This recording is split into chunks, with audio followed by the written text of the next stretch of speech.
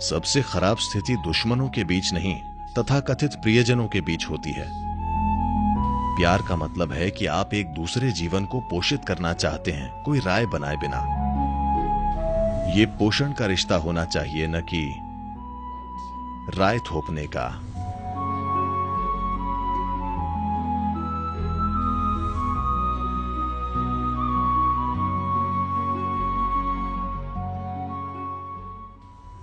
ये आपके प्रियजन नहीं हैं, ये आपके एक्स्ट्रा हाथ पैर हैं। आप 2 पैरों पर खड़े नहीं हो सकते तो आपको 4 की जरूरत है, या 8 या 12, न जाने कितने। ये एक्स्ट्रा हाथ पैर हैं, और जब ये हाथ पैर ठीक तालमेल में नहीं होते तो वो उलझ जाते हैं। 4 या 5 दिमाग, घर में 4 या 5 पावर सेंटर हैं, और उनके अच्छे तालमेल में होने के लिए कुछ चीजें करने की जरूरत है। इसे करने का एक तरीका है इसे बड़े पैमाने पर जुड़ाव के साथ करना, भावना के स्तर पर नहीं। भावनात्मक जुड़ाव बस निर्भरता लाता है। भावना आनंद उठाने वाली चीज है, ये जीवन का रस है। भावनाओं से काम करने की कोशिश मत कीजिए। आपको उनसे काम नहीं कराना चाहिए। आप अपने विचारों से काम कर सकते हैं, आप अपने शरीर से काम कर सकते हैं। अपनी भावनाओं से काम करने की कोशिश न करें। जब भी आप अपनी भावनाओं से काम कराने की कोशिश करते हैं, आपकी परिस्थितियां खराब हो जाती हैं, है ना? हाँ या ना? शुरू में आई लव यू काम करता है। कुछ समय बाद आप भावनाओं से अपना काम कराने की कोशिश करते हैं। आप उनसे काम कराने की जितनी ज्यादा कोशिश करते हैं, आपका जीवन उतना ही खराब हो जाता है, क्योंकि भावना काम करने के लिए नहीं है। भावना बस आपके जीवन को मधुर बनाने के लिए है। आपके विचार और आपके शरीर को काम करना चाहिए। भावनाएं बस मौजूद हैं। ये एक फूल की तरह है जिसे आप अपने बालों में लगाते हैं। अब कोई नहीं लगाता, ठीक है। आप इन फूलों से काम नहीं कराते। माइक्रोफोन काम करता है, कुछ और काम करता है। फूलों को काम करने की जरूरत नहीं है, वे बस मौजूद हैं। बस भावना ऐसी ही है, वो बस मौजूद है, सुखद और शानदार। अगर आप उससे काम कराना चाहते हैं, अगर आप अपनी भावनाओं से अपने आसपास से थोड़ा जीवन निचोड़ने की कोशिश करते हैं, तो उसे बदसूरत होना ही है। तो अगर आपके पास एक काम करने वाला दिमाग नहीं है, अगर आप सोचने के काबिल नहीं हैं, तब काम कराने के लिए अपनी भावनाओं का इस्तेमाल करते हैं।